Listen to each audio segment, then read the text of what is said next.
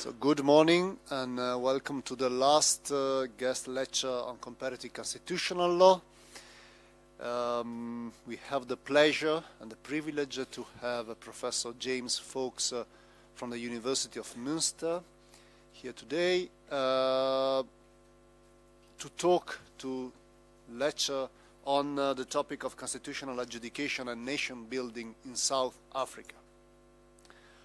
When I originally planned this lecture, the idea was that, and it is still the idea, that the purpose of this lecture was to shed some light on a rather neglected function of constitutional courts.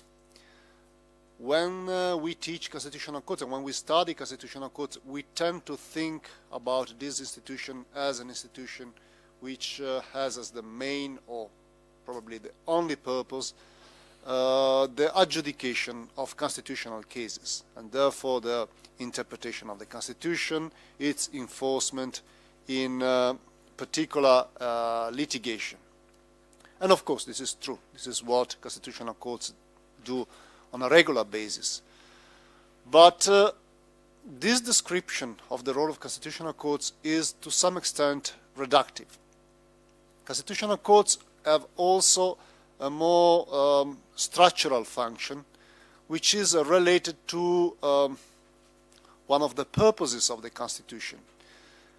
It is related to the fact that constitutional courts contribute in the process of nation building, in the process of defining, recognizing, but also transforming the identity of a polity, and therefore to contribute to the social and political integration of a political community.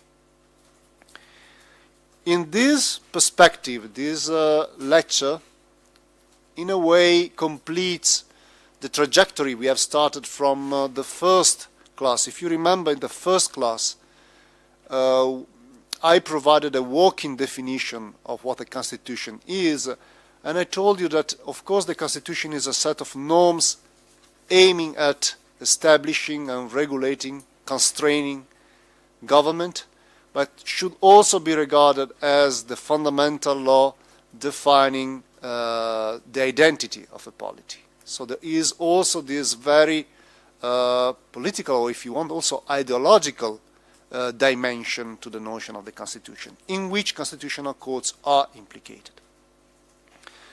Today, Professor James Fawkes will help us to understand how constitutional courts contribute to this task by taking South Africa as a very prominent example.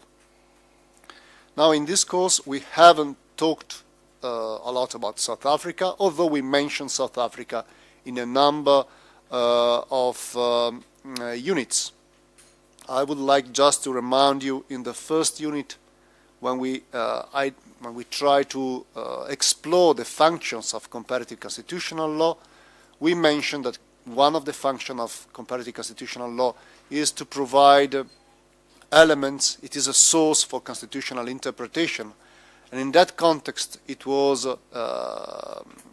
key remembering Section 39 of the 1996 Constitution, the reference to foreign law as a possible source of constitutional interpretation. But then we mentioned South Africa also in the context of constitution making. South Africa was viewed as a notable example of a constitutional transition, of the exercise of the constitution making power in a sequenced way, and therefore I just remember the reference to the interim constitution of 1993, the participation of the Constitutional Court in the constitution-making process through the certification and the enforcement of the fundamental principles enshrined in a 1993 Constitution against the versions of the final Constitution put forward by the Constituent Assembly.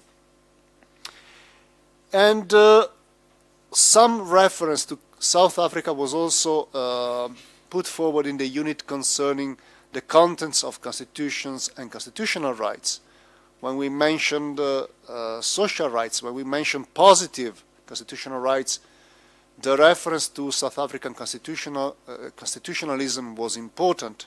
As Professor Fawkes will probably tell us, one of the defining elements, defining features of South African constitutionalism is its transformative commitment, transformative of a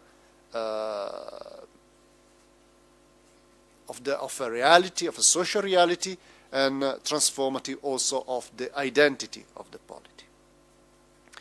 So this is to situate the guest lecture we are going to have.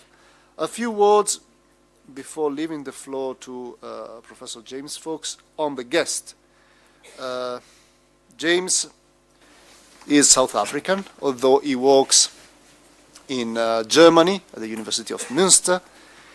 He got his legal education at the University of Johannesburg, and then he obtained a PhD at the Yale Law School. He clerked at the South African Constitutional Court.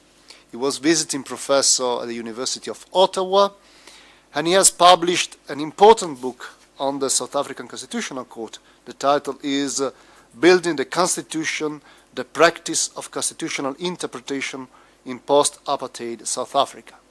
So given this credential, given this institutional expertise and academic expertise, I thought it was a great opportunity to invite him in Trento, and a great way also to conclude this comparative constitutional law course. James, the floor is yours.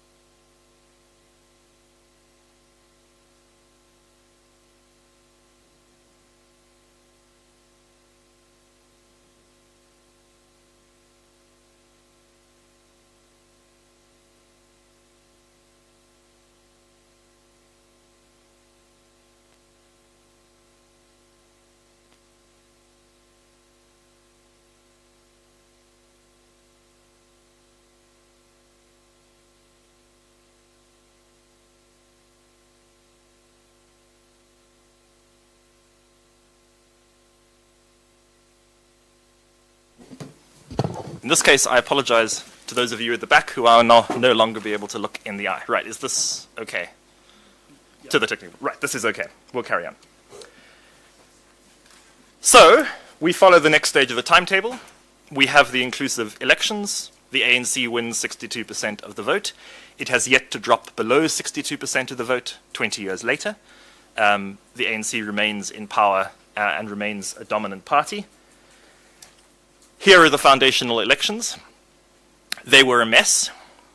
One of the lessons to take from the South African transition is you don't have to hold very good elections for the process to work if everybody is on board. This was a peaceful election. All the major parties respected the process.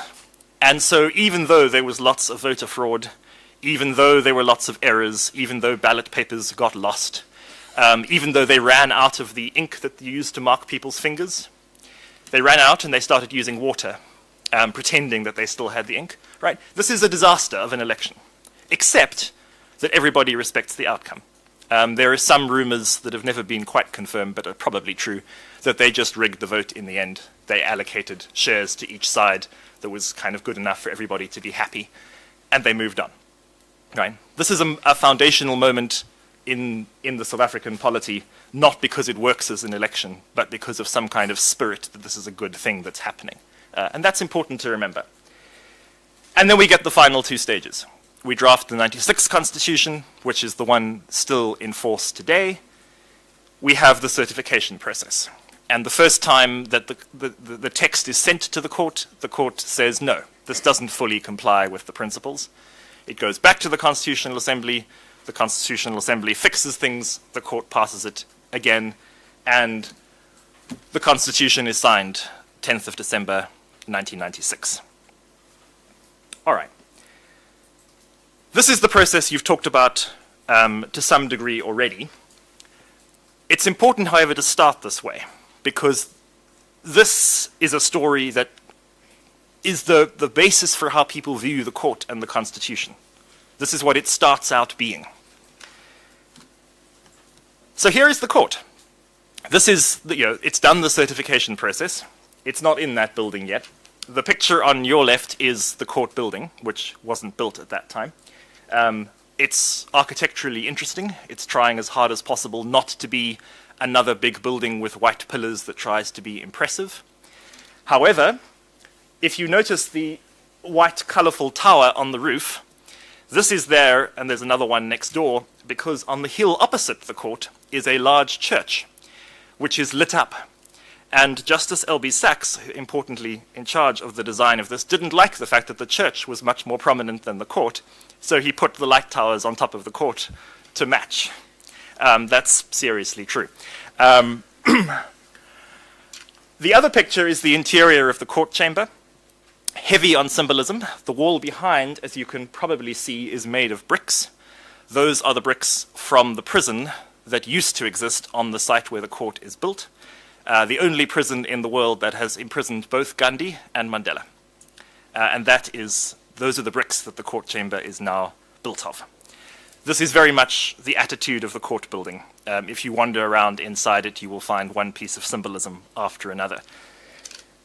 The court chamber itself, the people sitting around in black robes in the front of the desk are the lawyers. The others are the law clerks, the people assisting the judges, and then the judges themselves in green.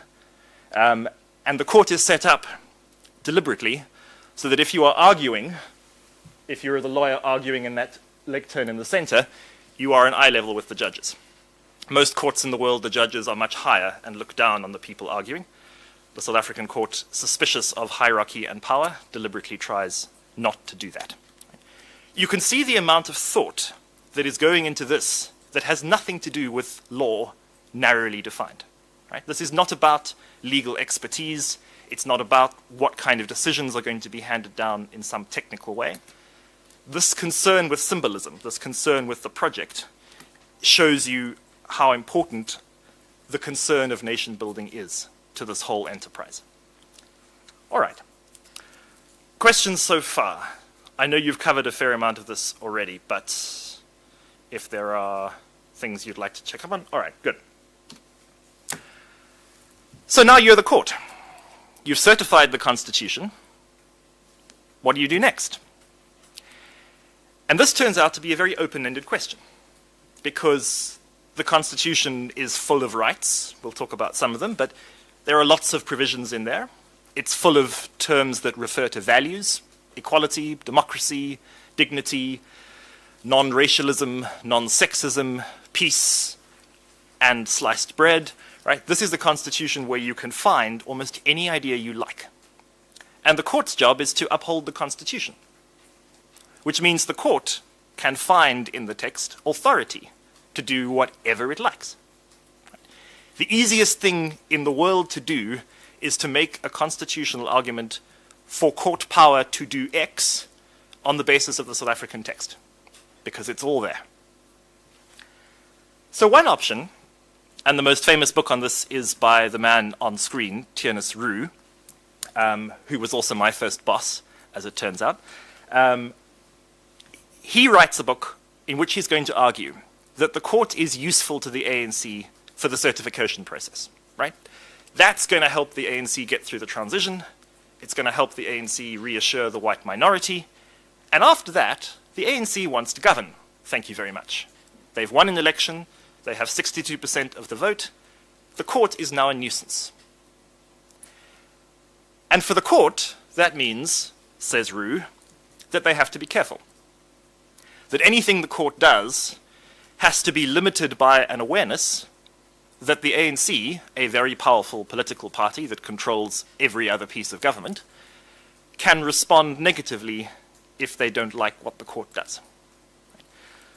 On this view, we should be thinking about courts like Hungary right now, courts like Russia in the 90s, courts like Mongolia in the late 90s, courts that get a big constitution and get big ideas about how much power they have and try and do lots of stuff.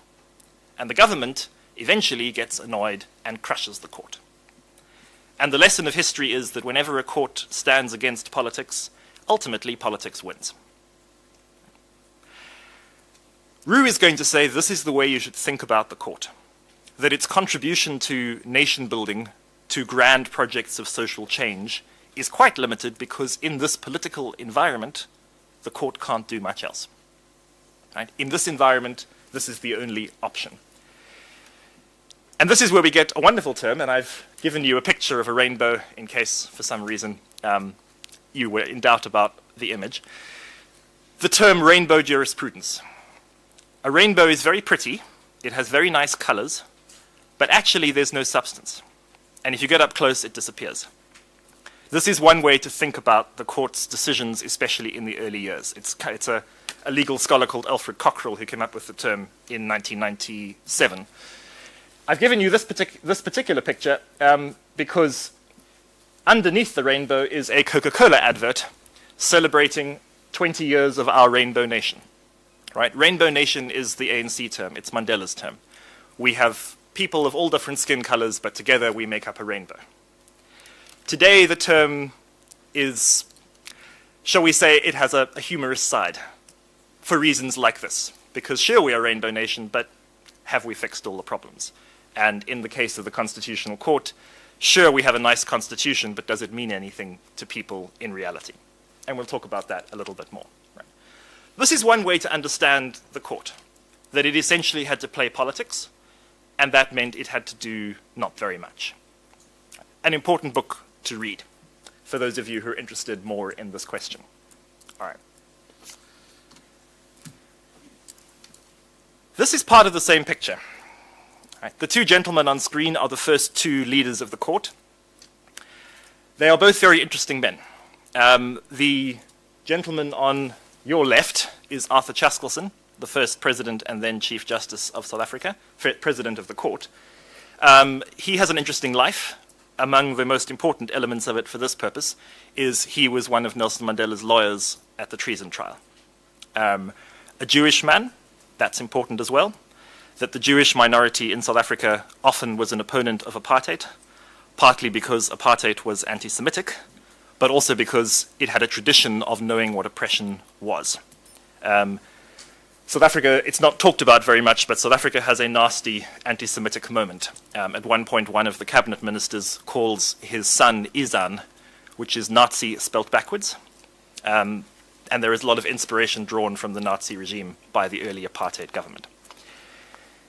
He is the first Chief Justice, and his big imperative is the thing I've associated with his name on the slide.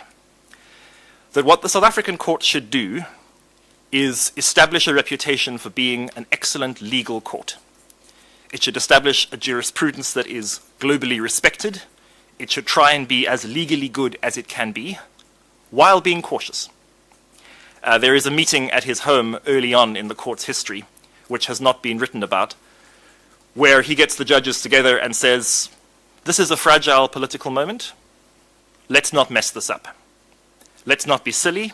Let's not do a Russia. Let's not do Hungary. Let's not do Mongolia. Let's try and make sure this doesn't blow apart by doing anything too dramatic." Right? Evidence for the Roux view that these judges are very politically aware of their position. And he does. One of the striking things about the South African court, perhaps you've heard about its comparative reputation, is how quickly it becomes legally famous. How quickly scholars around the world are studying South Africa. One of the bad things about this is that today the South African court is studied and no other court in Africa gets any attention whatsoever.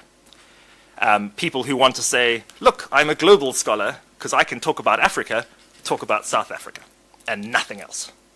Right. This is importantly based on the success of Chaskelson's strategy, that he is very good at producing an admirable jurisprudence that scholars and other judges really admire. The man next to him is former Chief Justice Pius Lange, who has an equally interesting life. He is, I think, the only Chief Justice in history of whom this story is true. He begins as a legal clerk and translator in the lowest court in South Africa, the Magistrates' Court, and he rises to be Chief Justice. In the meantime, he has every job in the justice system, climbing the ladder from very much at the bottom to very much at the top. Also a man with a wonderful sense of humor who liked to play pranks on his law clerks. His big thing, which I've put under his name, is a more open idea. That we're supposed to have a conversation about what the Constitution means. Chaskelson is going to say what the court should be trying to do is get all the judges together and agree on a decision, agree on a jurisprudence, agree on some principles, build some coherent system of law. Lange is going to say, we're a multiracial country, people from different backgrounds, different genders, different languages. Maybe we should have a conversation. Maybe it should be more open-ended. Maybe we should be less confident of having one right answer. And maybe that's the only way to proceed in a country that still profoundly disagrees about where it's supposed to go. Under his time as Chief Justice, there are many more dissents in the Constitutional Court. Many more judges write separately. And there is much more emphasis on trying to speak, if you like, to the people in ways that might make more sense. The court tries to quote more African cases. It tries to use more African languages to mention them. All the court's judgments are always in English, but sometimes it will drop in a word or two from another language. These two, in their own ways, are trying to deal with this question of how you begin when you don't have a legal tradition that you can trust, right? The only legal tradition is the apartheid tradition that's sympathetic to Nazis, and this just doesn't fit anymore. I've put Makwanyane up there. How many of you have heard of Makwanyane? I wonder if this has been discussed. Have any of you perhaps encountered it? All right. This is one of the famous South African decisions, and in fact it's the court's second ever decision, but certainly the first important one. It's important to have in your minds when you've seen this early beginning, because in some ways it doesn't fit at first glance. The court's first big thing it does, before certification even, is declare the death penalty unconstitutional. Something that a majority of South Africans oppose. They opposed it then, they opposed it now. Right? This is a common story. The public at large often likes the death penalty, even if the court says that it's a violation of rights. The reason that this might look as if it doesn't fit is, of course, why is the court doing something big and bold and exciting like that? Why is it taking a big stand on that issue when it's publicly unpopular? The answer is the ANC leadership wants the same outcome. And this is important for you to begin to see what's going on here in the relationship between the court and the ANC. That the ANC leadership supports this as well. And Makwanyane is 1995. 22 years later, that's still the law in South Africa. It's easy to imagine a scenario where a powerful party said, no, we don't like that. We're going to do what the majority thinks. We'll amend the constitution. We'll overturn the court, what have you. Instead, there have been any number of efforts to reinstate the death penalty in South Africa. And every one of them, in some parliamentary committee somewhere, will meet an ANC member saying, no, we uphold Makwanyane, end. Right. This is constitutional principle defended by the court, but it's also defended by the majority party 22 years later. That's going to be important for understanding the next step. So you can see one idea. This is creative and open-ended, but in lots of ways this is a very lawyer's response to the situation. Right? What you do when you have a nation to build and a new constitution to build is you be a good lawyer. And maybe you be a good lawyer in quite a technical sense, Chaskelson. Maybe you be a good lawyer by asking for some ideas first, Lange. But these are lawyers responding to the situation. And this is responsible for the fact that South African constitutionalism has an image problem. This image is a lie. It's not true. But it has fooled a lot of people. One of the people it's fooled is Mr. Herschel. And I'm mentioning this to you because this is a very famous book, and it is the book that many people outside South Africa quote as authority for what's happened in South Africa. And I respect Rand's work in lots of contexts, and he's good to read on comparative law. The chapters in this book on South Africa are some of the most flawed things in print on the subject. What he's going to tell you is a story that lots of South Africans believe, and that is the reason why he's writing it. Right? He's not making this up. He's writing it because he's been told it, and he'll find it in the newspapers, and he'll find it in some South African sources. And that story is, the South African Constitution is there to protect the white minority. That it is a trick. It is a set of white elites who are powerful, who know they're about to lose political power, and they want to make sure that their interests get protected, so they pass a constitution. Right? Let's entrench our things. Let's try and make sure that those are not subject to ordinary democratic politics. This is the main reason that the certification process matters today, because this is the certification process treated as a general account. Right? The court is going to protect the white minority in the certification process. That was the whole idea. And so you get these attitudes to the South African Constitution now. People who think South Africa isn't that much better, black people are still poor, white people are still rich, it's the fault of the Constitution, it's the fault of the Constitutional Court. Arguments like this. A couple of reasons to think about why this isn't true. One of them is this, which is pieces of the South African property right. Right? You can imagine why the property right is at the center of these debates. If you are a member of the black majority and you live in a country where all the big businesses, all the mines, most of the land is owned by white people, the right to property is politically controversial. And for people making the argument Mr. Herschel makes, the fact that there is a right to property in the text is an evidence that this is indeed a constitution there to protect white people. Have a look at what the text says. This is a clause that makes extensive provision for redistribution. And you'll notice it refers to 19th of June 1913. It's referring specifically to that land legislation I showed you on the first slide. The point of this clause is to protect property rights.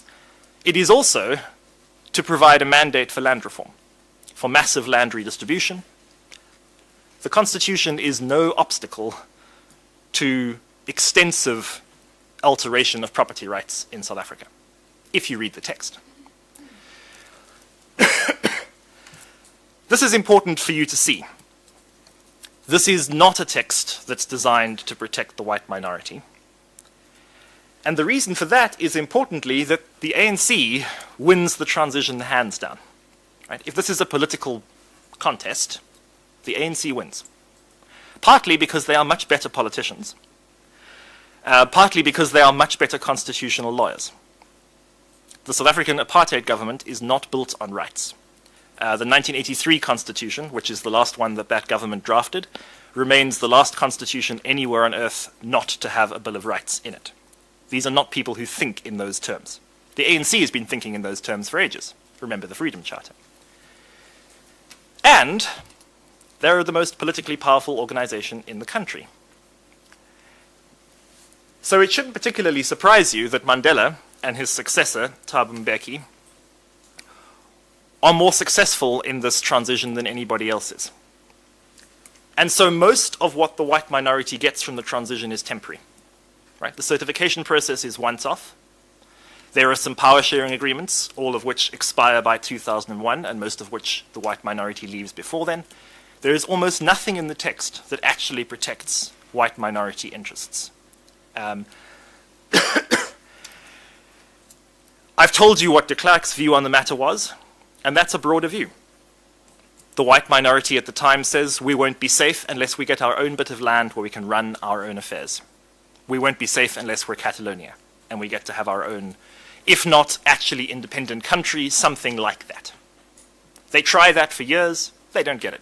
South Africa is not that today, and has nothing remotely resembling it today. The position that you get is the one that the ANC wanted. And it's here that you can see the argument that I make in this extraordinary book, the finest thing ever put on paper, naturally. But this is the argument that I'm interested in making in the book. South Africa takes a number of constitutionally admirable positions, like the death penalty. And the reason it can take them, above all, is that those are ANC positions. That this is an unusual situation where we don't have a court defending minority rights isolated from democratic politics. The court's too weak for that. But the positions it can take because the ANC will agree with it. The people who get appointed to the first bench, most of them have to resign from the ANC just before they get appointed. They're all ANC members. They know the ANC from the past. It's a shared struggle, right? Chaskelson is Mandela's lawyer. These are people who think the same way, and they trust each other. South African constitutionalism, as it has actually happened, has been a shared project to a large degree by a court and political forces that agree with each other. This is a reason I've put Makwanyane up there. South Africa is an outlier in Africa, that it has same-sex marriage. And indeed, it's one of the first places in the world to get same-sex marriage. And it's the second place on earth to get same-sex marriage as a result of a court order. Why is South Africa such an extraordinary outlier? Partly because the ANC would support that outcome in Parliament when pushed to do so. That when forced to make a choice, they picked constitutional principle and upheld arguments based on dignity and equality and upheld same-sex marriage. This will give you some indication of the broader line that the court's jurisprudence has taken. So when you think about South Africa as a constitution or a nation-building project, I would suggest to you that you need to have in mind that kind of alliance. That this is a politically dangerous environment for the court, because it has this really powerful, really strong party. But it's not as dangerous as it may appear, because that party, some of the time, has constitutionally nice ideas as well, and will back up the court. All right. Is this a good moment to take the break? Let me just see what's next. Yeah, this would be a good moment to take the break. 10 minutes and then resume. All right, shall we get started again?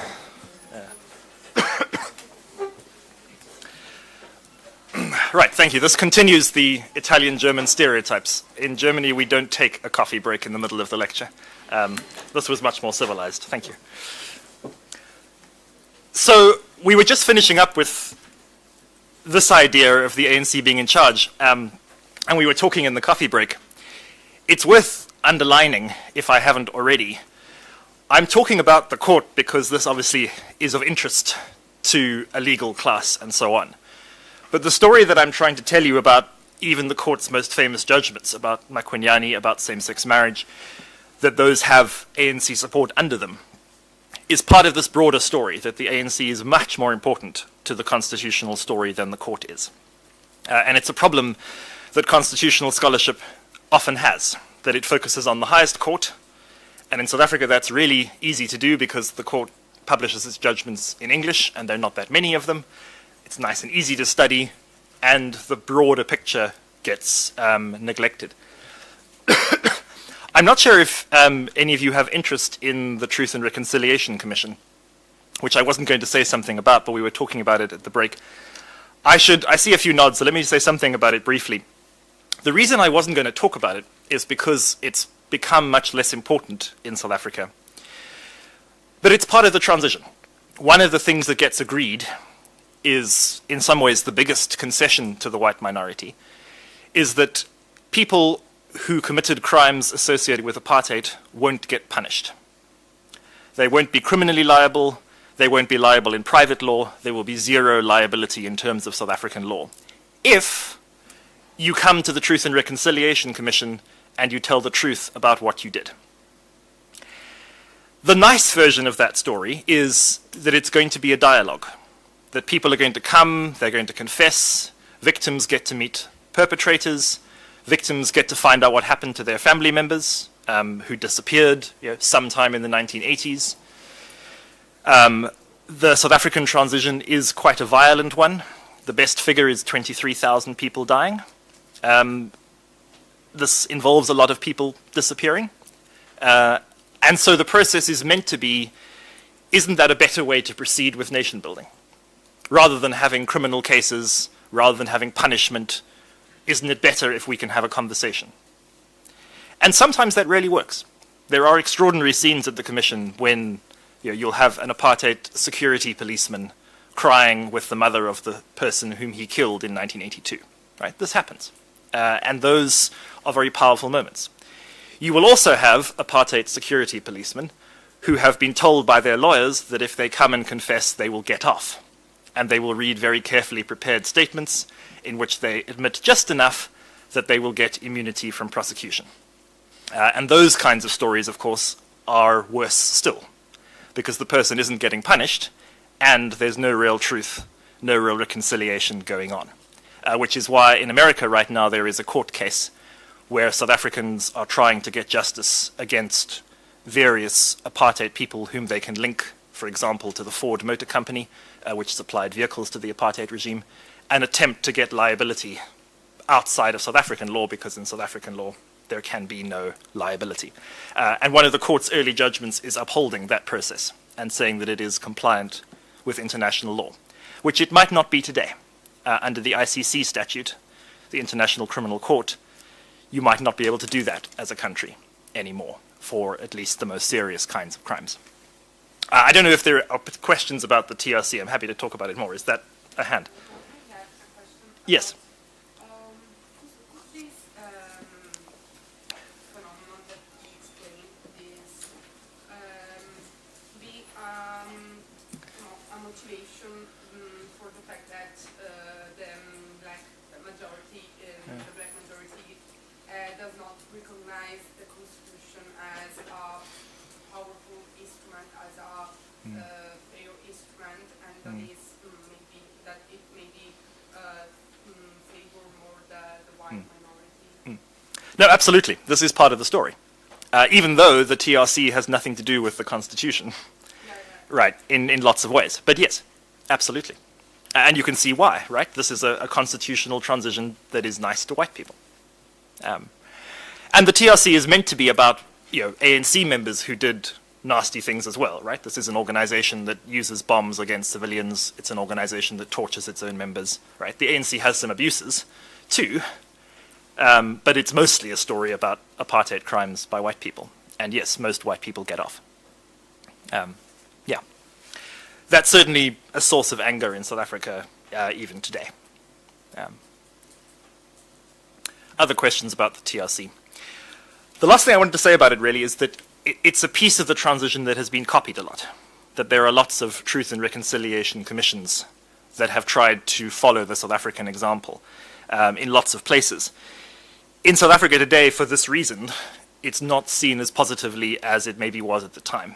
That it was a nice symbolic gesture, but today it's seen a bit like the rainbow jurisprudence, right? It was this nice idea, it's very charming, we'll all say sorry and move on. And then we've said sorry, and now white people are still rich and black people are still poor, and the whites got off, and was that really such a good process? Sure. Okay. Other questions about the transition, because I will move on to talk about more recent stuff at this point, unless there are other things you'd like to talk about with relation to that early history. Okay. Good. I wanted to talk about recent stuff as well, because South Africa gets studied a lot when we're talking about those events.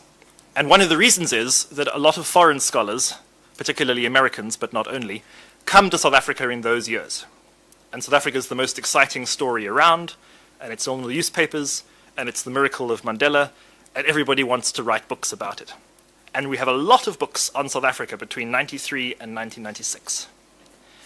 And then everybody goes home. And the story from that point on is much, much, much less written about, which is one of the reasons why it's so easy for people like Mr. Herschel to confuse what happens in those 3 years for what has happened for the entire period. Transformative constitutionalism, which I gather you've touched on already, is a very good way to understand the problems that the court has had after the transition, the difficulties, the debates, the successes. The text in front of you is from the preamble to the Constitution. Preambles are often useful things to read. They are, of course, usually not enforceable, they're not rights, and they're usually flowery, nice language, and, you know, they don't always mean that much. But everybody has to write one. Constitutions invariably have them. And it means that at some point, some people have to sit down and say, okay, we're going to write some very open-ended, unenforceable legal text. And we're going to actually have to choose what to say. Every constitution's preamble is a little bit different. And looking at those differences is quite a good way to understand something about the character of the text. And one of the things about the South African one is that it is referring in so many ways to the idea of trying to build something better. Our past history was nasty, and we need to use this constitution to make a better nation. This is the idea of transformative constitutionalism.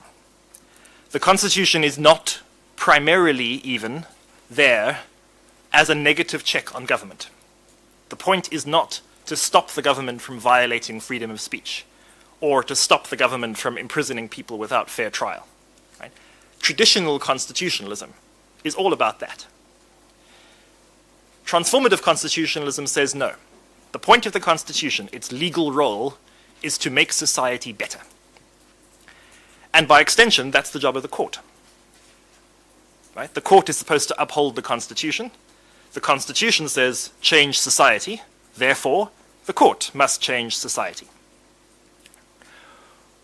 When I told you about how open-ended the court's role was, this is what I meant. Because that's a very big, very broad duty. Essentially, make society just is the court's legal job. Right? It sounds like an exercise in moral philosophy. And the court's job in some ways is to make sense of it. Transformative constitutionalism is a term invented by an American scholar, actually, one of the visitors to the country in the 1990s called Carl Clare, who wrote a paper in 98 with that title. But it's become the label which everybody uses in South African debates to talk about what the Constitution is meant to be. And one of the difficulties is this enough? Right? What exactly does it mean to transform the society by law? This is why I referred you to those early views, to Mr. Chaskelson, to Mr. Lange, to Mr. Roux. The idea that if we're being lawyers, if our chief concern is to produce a nice jurisprudence, a nice set of decisions, a nice interpretation of the right to life, is that really enough to change society? Is that the way to transform the country? Or is that just a quiet legal project which is fair enough, but not really the point? This is the debate that's happening right now in South Africa. It's been going on for years, but it's at a particularly intense point now. One question that's going on, one of the people who's most important on it is the man on the top, Snele Sebanda, a former teacher of mine, who therefore is always Professor Sebanda in my head. What he's going to ask you is, well, what the court has done fits the model of liberal constitutionalism. It's all about trying to use law to protect individual rights. It's mostly about constraining the government, making sure the government follows fair procedures. Right? It's quite traditional law. And the question is, if you're following that kind of model, if you're thinking that kind of way, can you really build a nation? Can you really change society? He's not going to say South Africa needs to get rid of the 96 Constitution, but he is going to say South Africa needs to change the way it does constitutional law. That Mr. Chaskelson's approach, write legally admirable decisions, is not enough. That Mr. Lange's approach, have a conversation, is not enough either. Because neither of those decisions, ultimately, neither of those approaches, does enough to use power to change society, to make poor people less poor, to make gay and lesbian couples who are beaten up less beaten up, which has ultimately not so much to do with what's written in the law and has much more to do with more basic power, more basic concrete issues like building houses and getting policemen on the streets.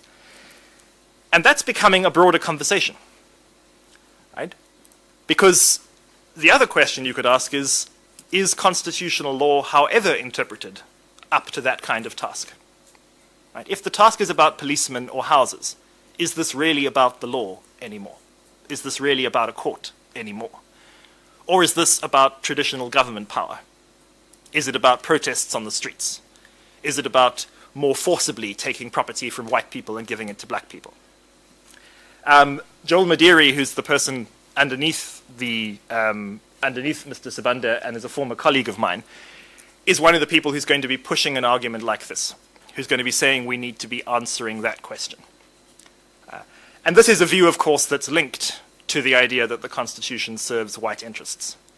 But this one, you can't fix so easily by just saying, well, actually, no, the property clause doesn't say that.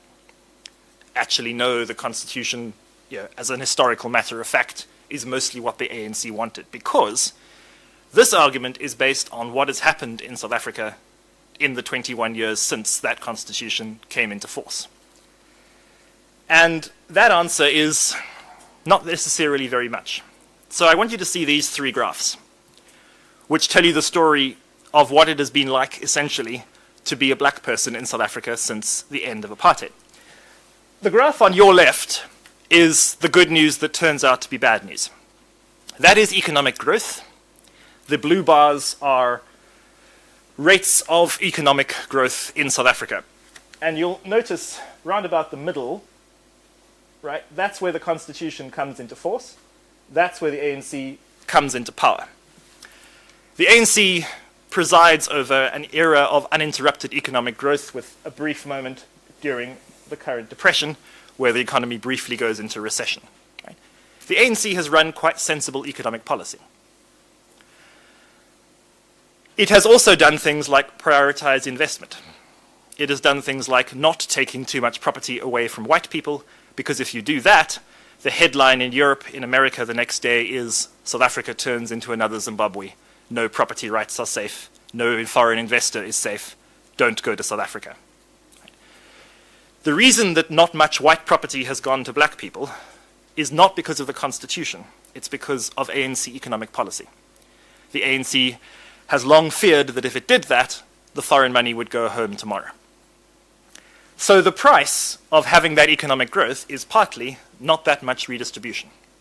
That's the one reason that the graph on your left is bad news. The other is, mathematically, if you want to really put a dent in South African poverty, what you need is 6% growth. 6% is the top of that graph. South Africa has never done it under the ANC. We've never had 6%. And that is why the two graphs on your right have happened. The top one is inequality. How much richer are the rich people than the poor people? Apartheid is on the left. The current is on the right. South Africa is slightly more unequal than it was under apartheid. Basically no change, and the change, if there has been, is for the worse. Black people are more unequal now than they were. This one is unemployment. Again, that's unemployment when the ANC takes power. Unemployment is worse today than it was back then. Now, there are various reasons for this. Most of the reason that inequality is worse is because poor black people have got better off, but rich people have got better off more, right? An old story. So if you're a black person in South Africa and you were poor under apartheid, you've probably got water and electricity and some kind of house since then, but that's not enough to make you more equal to the white majority, or indeed to the emerging black middle class.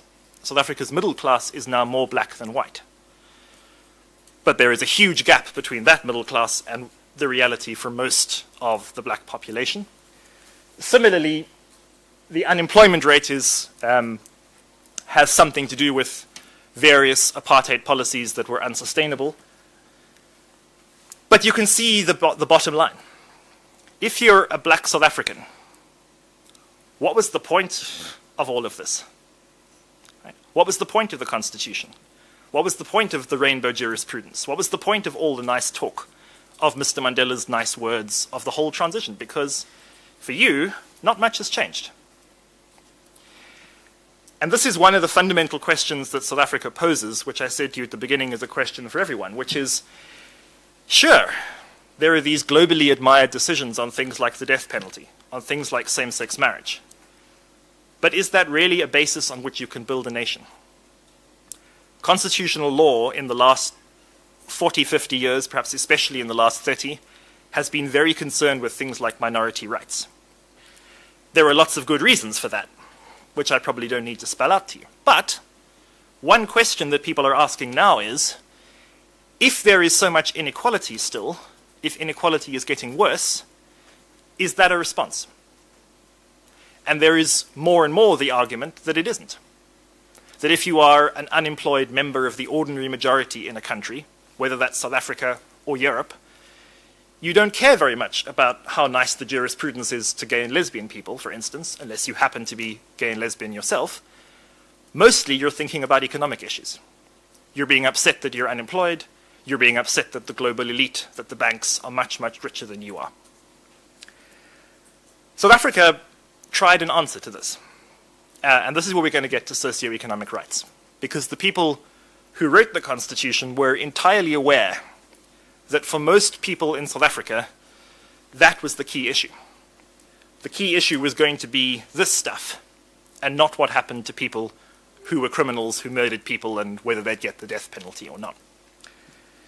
And so we have a whole bunch of rights that are about economic change, or at least are trying to be. South Africa is relatively early to write these things in.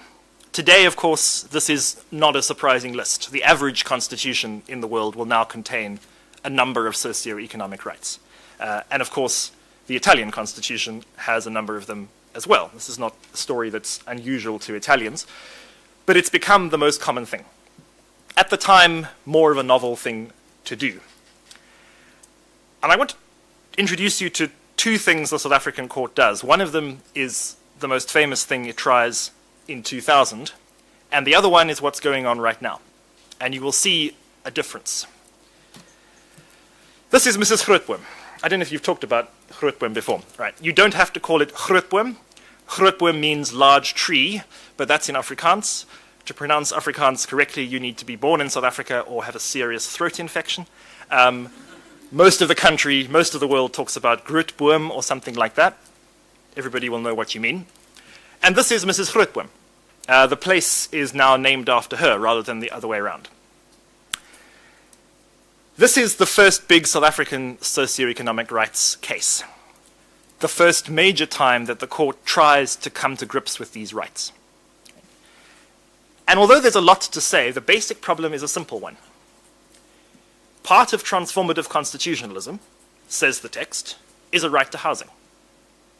Lots of people in South Africa don't have houses. Therefore, the court needs to change that. And how do we do that? Right? This is an illustration of the limitations of law, the difficulties of the problem. This is the text that the court has to work with. And you'll see that the people who wrote the Constitution knew about this problem. They weren't necessarily quite sure that socio-economic rights were rights in the way that the right to vote is a right. And so they include this language in subsection 2, an immediate internal limitation. You have the right to housing, but subject to resources, subject to progressive implementation, and subject to this idea of reasonable measures. The state doesn't have to give you a house. It has to take reasonable measures that will give you access to housing over time. And reasonable is the word that the South African court is going to jump on. And it's going to use much more than any of the other words in section 26. And here is the key stuff. This is from several paragraphs in the decision, but to get it on one slide. This is the key, the heart of Grootboom. Of what the court is going to say the right to housing entitles you to if you are Mrs. Grootboom. And what it entitles you to, says the court, is a reasonable government plan. The court is going to look at the state's housing plan, it's going to look at its features, and it is going to ask these various questions. It's going to ask things like whether the program is flexible, whether it can respond to different contexts, whether it meets short-term need and long-term need. It's almost administrative law. You also, to the extent that you've done Italian proportionality analysis, you won't find this so surprising either because, of course, reasonableness is important to that kind of inquiry as well. Broadly speaking, it's kind of the same thing, although this isn't technically the proportionality stage in South African constitutional law. This is a very good illustration of the stuff we talked about before the break. This is Mr. Chaskelson, to some degree this is Mr. Lange. This is a lawyer's approach to the problem. How do I legally make sense of a right to housing? How do I solve that as a legal challenge? And Grootboom has been enormously influential in that respect. Grootboom's biggest success is socioeconomic rights are not scary things courts have to stay away from. Because this is legally sensible. Courts can do this. It's almost administrative law. It's familiar enough. People who try to make the argument in other countries, you can put socioeconomic rights in a text, it's going to be okay, point to Grootboom. The new committee in the international system to enforce the Covenant on Economic, Social and Cultural Rights has just had to announce in advance, because everybody's so nervous, what standard they are going to use now that there is a mechanism to enforce economic, social and cultural rights in the international system. What they've picked? Reasonableness. Because on the committee was a member from Malawi who studied in South Africa and borrowed the Grootboom test. This is what Grootboom is good at. And it's a profound achievement to make sense of socioeconomic rights, to make them workable in a legal sense. It does come, however, with one large problem. The most common line in socioeconomic rights scholarship is probably, Mrs. Grootboom died without a house. She died 8 years after the decision, homeless. So she has a right to housing. She's the most famous socioeconomic rights litigant in the world. She wins the judgment, which she does, but she doesn't have a house. So what's the point of the right to housing? However cleverly Grootboom finds a way to enforce it. There is a footnote to this, which you won't find anywhere in the scholarship. Her family got a house the month after, and most of her community already had houses by that point, and it's actually coincidence that she didn't have a house, and it partly reflects the fact that she didn't want to be at the front of the queue because she was a community leader. Footnote, that matters. And it matters also because the South African government has built a tremendous number of houses. So here are the figures. Up to the end of 2014, South Africa had built nearly 3 million houses. That's one house for every 4 households in the country. This is a lot of houses. The ANC is doing stuff. Nevertheless, it takes a while. And so the broader problem remains. There is a lot of housing stuff going on. There is a lot of sensible housing policy. There is a serious scheme. The ANC is more important than the court, once again, to making sure people get houses. But what do we say to Mrs. Grootboom? What do we say to a person in that situation? Or indeed, to the black majority that is still unemployed, still unequal? What do we say to them? One of the great vulnerabilities of South Africa as a nation-building project is how weak the Constitutional Court's answer has been to that question. If you're interested in studying socioeconomic rights, you might end up looking at India, you might end up looking at Colombia. You will find courts that have been much more aggressive on socioeconomic rights matters than South Africa. South Africa used to be cutting edge. Grootboom used to be the high point everybody liked. Not anymore. The sexiest jurisdiction now is Colombia. And India has been for a while. I'm mentioning those 2 examples because South Africa apparently might be going in that direction. I want you to see Black Sash. How are we doing on time, by the way? 20 minutes. Splendid. All right. I want to leave some time for your questions at the end if you have them. But Black Sash. This is an illustration of what the court's role might be becoming. Grootboom plus Makwenyane in the same-sex marriage judgment are 3 pretty good cases for you to have in your head to understand the court in its first 20 years, maybe its first 15, whatever. The first moment. We're now in a very different moment. The current moment is based on, inevitably, the ANC becoming less politically popular and less politically powerful. Right? It's been in charge for 23 years now. That's a long time. By 23 years, most governments are starting to become a bit corrupt. They're not necessarily so popular with their supporters anymore, and cracks are opening up. And that is exactly what's going on in South Africa right now. And in response, the court is being rather more expansive, is starting to do more than it has been doing in Grootboom. And this is a good symbol of that. This is about social grants. The biggest single area of economic redistribution that goes on in South Africa is taxation, and is about rich people paying taxes which are used to fund the social grant system. That doesn't go to everybody, but it goes to poor people and it goes to children, and most poor families in South Africa live on the basis of the social grant that they get for the old people in the family and for the young people in the family. So most social grants support 3, 4, 5 people. Right? This is living in serious poverty, but it's not living in starvation. That's one of the ANC's proudest achievements. It's also currently broken.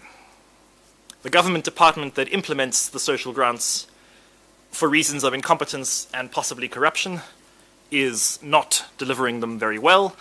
The private company that they are using currently to deliver the social grants is receiving an enormous amount of money for doing it, and apparently is doing it badly. I don't actually know yet how much this is a story of corruption, as opposed to a story of stupidity and incompetence, but it's not good either way. And what's been building over the last 3 years is a series of cases that have been trying to challenge this situation. Black Sash is the most recent.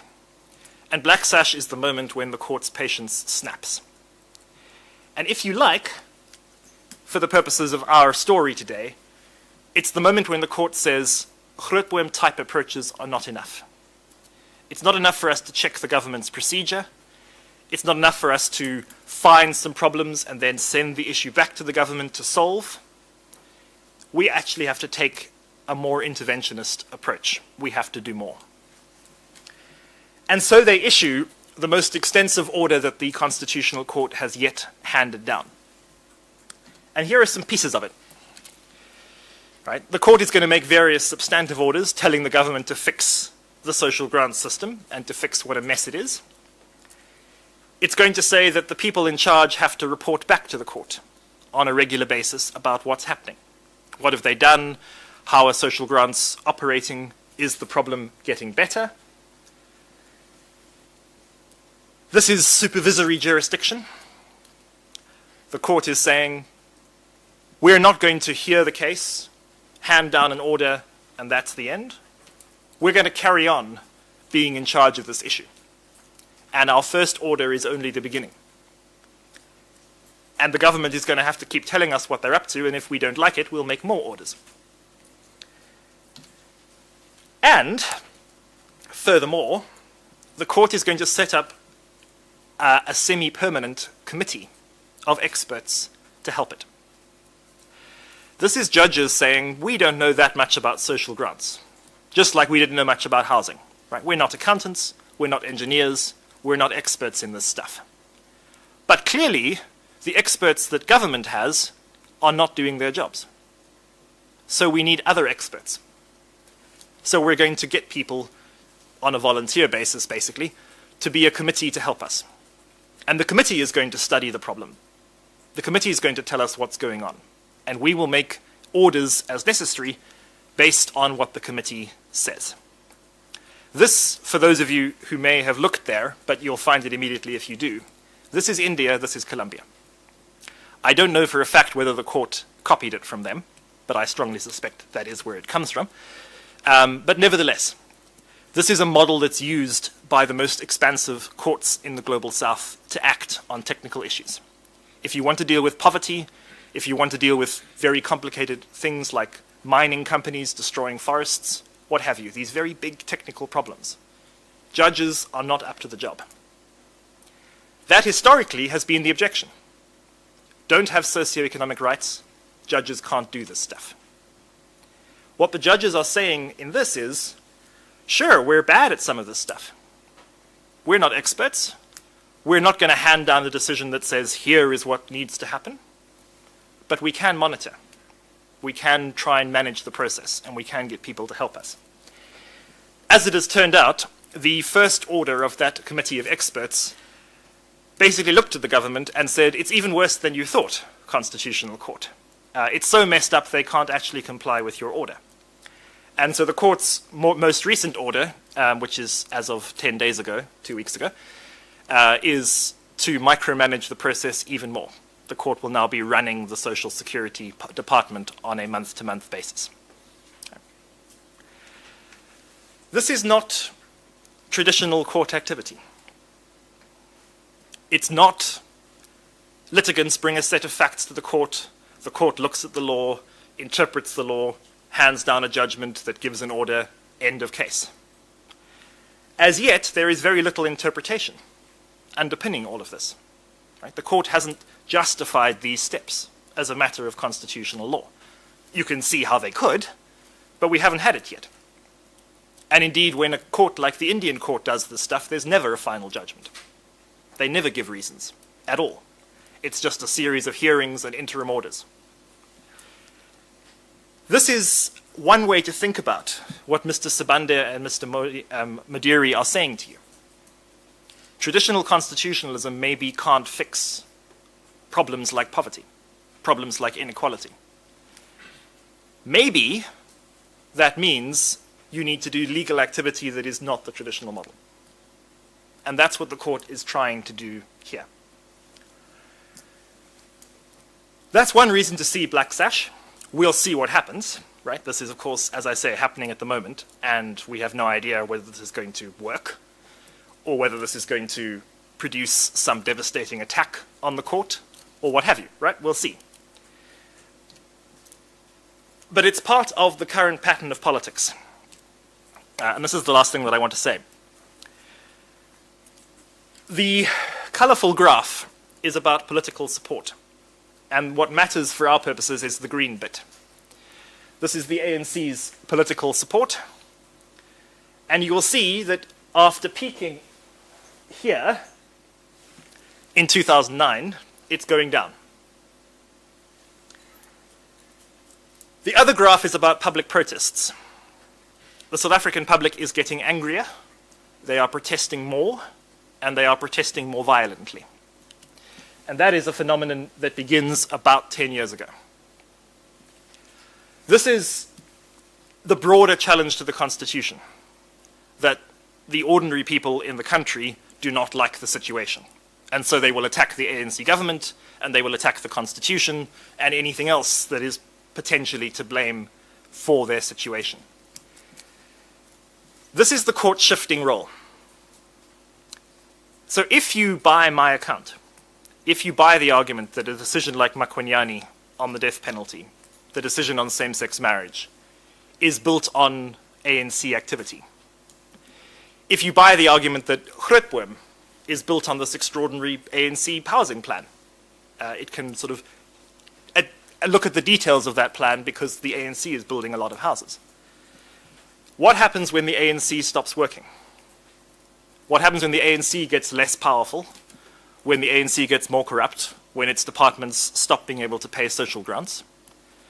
South African constitutionalism is going to have to reinvent itself. That it is dependent on political party support that is not going to be there forever. This is an interesting thought. We're told that it's a bad idea when a powerful party is in power too long. Many reasons why that's so. It's also the party that has protected same-sex marriage, the party that's protected the abolition of the death penalty. What happens when that party goes? South Africa is going to find out. But if you're a party that is competing for votes, if the political system is more competitive, if it's not dominated by the big green bloc on the bottom, then maybe there's an incentive to say, well, let's get rid of same-sex marriage if a majority wants it. Let's get rid of the death penalty abolition if a majority wants the death penalty back. And then the court is in a more difficult political position. Right? We'll see. It also means that the court is increasingly part of the public's response to the ANC. If you look at South African judicial activity in the last 9 or so years, a lot more of it is about policing corruption, about attacking ANC officials that are doing bad things with the law in a variety of ways. The court is spending much more high-profile time in the newspapers because the public is angry with the ANC. This might be something that the court can build a public reputation on.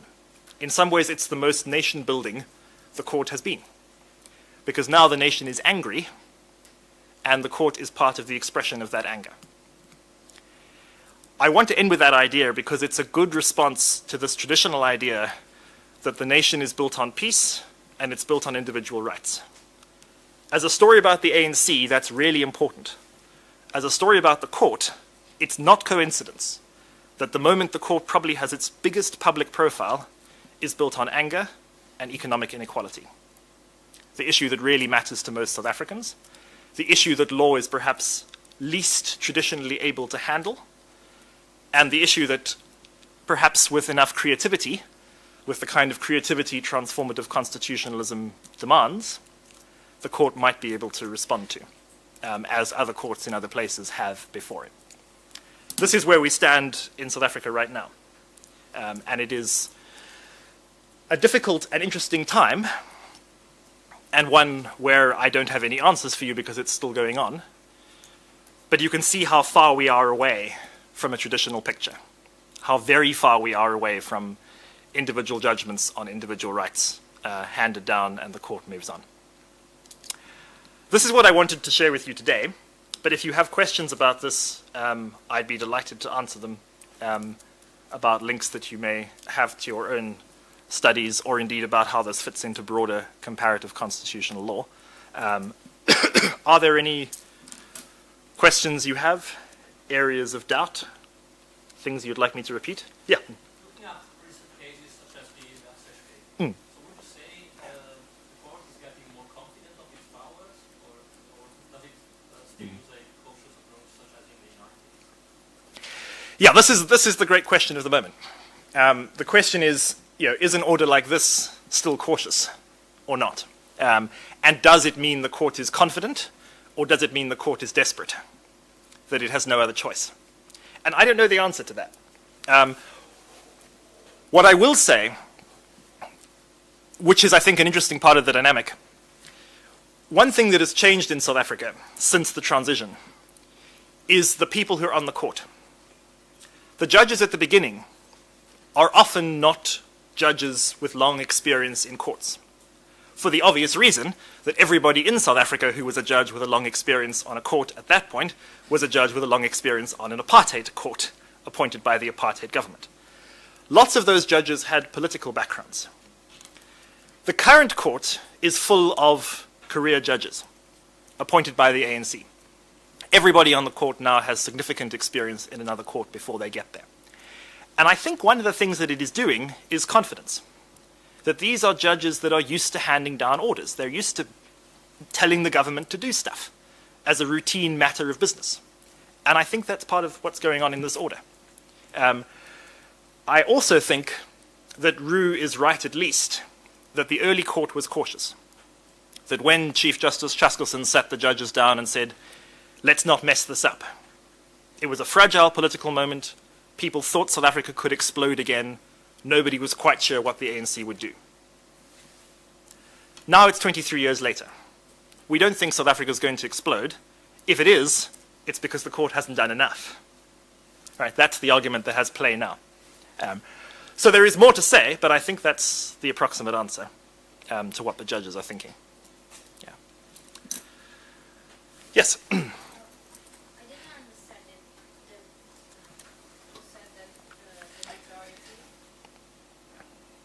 the problem is that now that the ANC is losing power, that's the problem of the majority. But isn't the majority, my question is, does the majority agree with the provisions by the ANC, or When you say the provisions, what? like for same-sex marriage, the abolition of the Right. So about 60% of South Africans want the death penalty back, and that's stayed constant since Makwanyane. Same-sex marriage is changing, but a majority still opposes it. This is probably the first year in which a majority of South Africans would agree with the statement South Africa should accept gay and lesbian people, just at all. Right. So South Africa is quite a lot like the rest of Africa, where gay and lesbian relationships are seen as profoundly negative, un-African things. So yes, if a majority were to vote on those questions today, they would definitely overturn the court's positions, which are also, of course, the positions that the ANC leadership has defended. And that's true for a lot of the court's jurisprudence, I would argue. South Africans are victims of crime, and they don't like criminal protections. They would probably overturn a lot of those. Quite a lot of South Africans would like corporal punishment for criminals to come back. One of the court's early decisions is getting rid of that, and so on. We could multiply the examples. But you know the story, right? The public never likes protections for criminals. And the public is often hostile to protections for minorities. In Europe today, that's probably more about asylum seekers, but it's the same basic issue. The majority usually cares more about things like unemployment. And so this is the broader picture. I am confident that a majority of South Africans would vote for this order at this point. I'm confident they would support broad court action to deal with the problem of service delivery, because South Africans are very angry about service delivery. Right? This is the new dynamic, that a majority probably supports socioeconomic action much more than it supports action on the basis of minority rights. And so maybe as the ANC gets less powerful, we'll see the court do more of the socioeconomic stuff, but maybe the minority rights part will get more vulnerable. That's the great question of the moment. I don't know if there are any other questions or concerns. You're asking very much the questions South Africans are asking themselves right now. So, I wonder to what extent the public image is correct that considers at least the main political parties as ethnic parties. Now, at least at the beginning, the ANC was considered to be the Bantu party, the Inkatha, the Zulu party, and then also the Democratic Party, I believe, was at least the party of the English-speaking population. That has it ever been true? And is it true again today?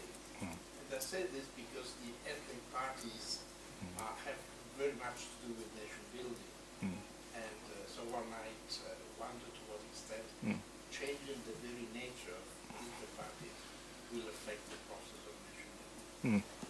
this is also a great fun question of the moment, and this is partly the right thing to see it.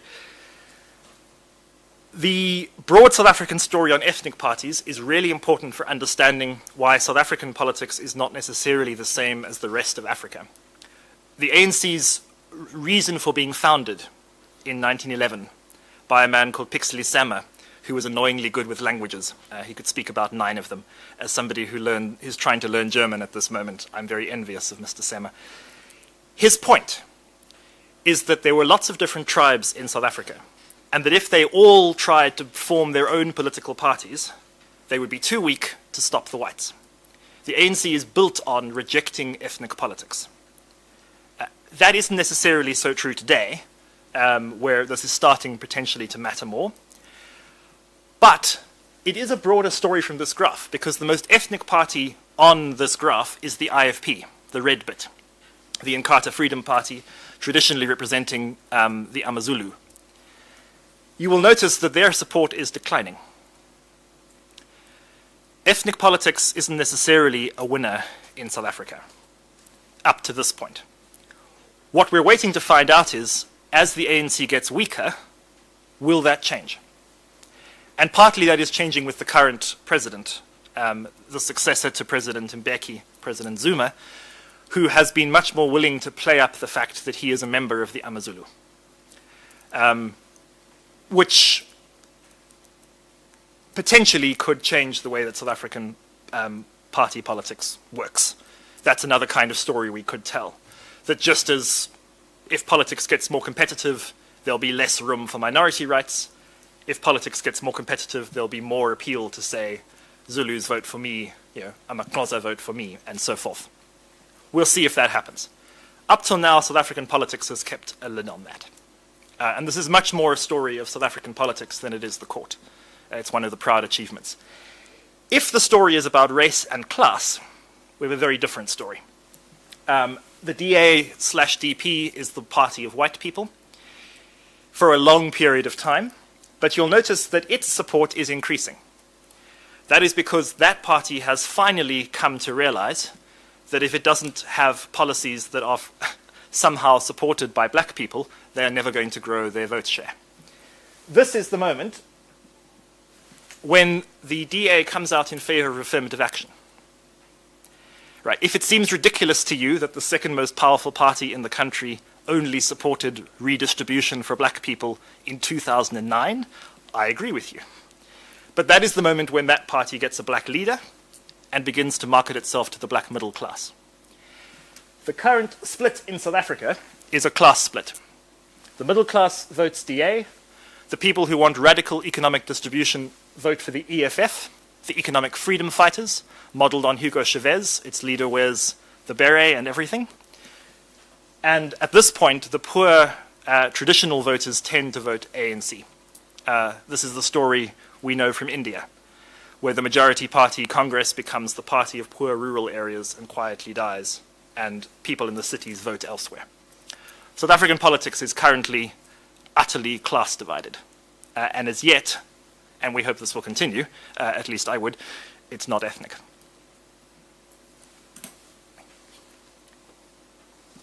As you can see, I'm enthusiastic to get a chance to talk South African politics again. The Germans aren't necessarily so interested. So if you have questions, please raise your hand. Otherwise, we can stop here with by thanking Professor James Fawkes for this. Oh, yeah, of course. I don't want to impose myself, of course, but I'm really very interested.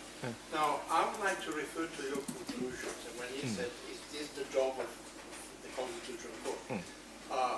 Would you draw any distinction between the role of the Supreme Court and the role of the Constitutional Court? Because, of course, a country which makes the choice, I would say a common law country, or a mainly common law country, making the choice of having a Constitutional Court distinct from the Supreme Court, which is not the choice of India, for instance, should allow the Constitutional Court to play a role which is somehow different from the one of protecting individual rights in individual cases. And like. So, would that does this distinction affect your final judgment? So this is another great question that South Africans are debating right now, which doesn't have a simple answer. But the short answer would go like this. South Africa starts by closely copying Germany, and thus has a specialist constitutional court. A lot of the reason for that is that they don't want the apartheid bench to be in charge of interpreting the constitution, so they create a new court with new judges. That was always intended to be temporary. It was always intended to be a transitional measure until more judges were appointed by the ANC. And that is what has happened. So as of 2013, the South African Constitutional Court is called that, but it is now a court of general jurisdiction. It's essentially the US Supreme Court, or the Indian Supreme Court. They just haven't changed the name. And the Supreme Court of Appeal is now just the second court in the hierarchy, which makes South African litigation more expensive. You have to go through two courts, but now they've merged the jurisdiction. It matters a lot for matters of detail, and we can talk about that afterwards, but that's the broad answer to the question.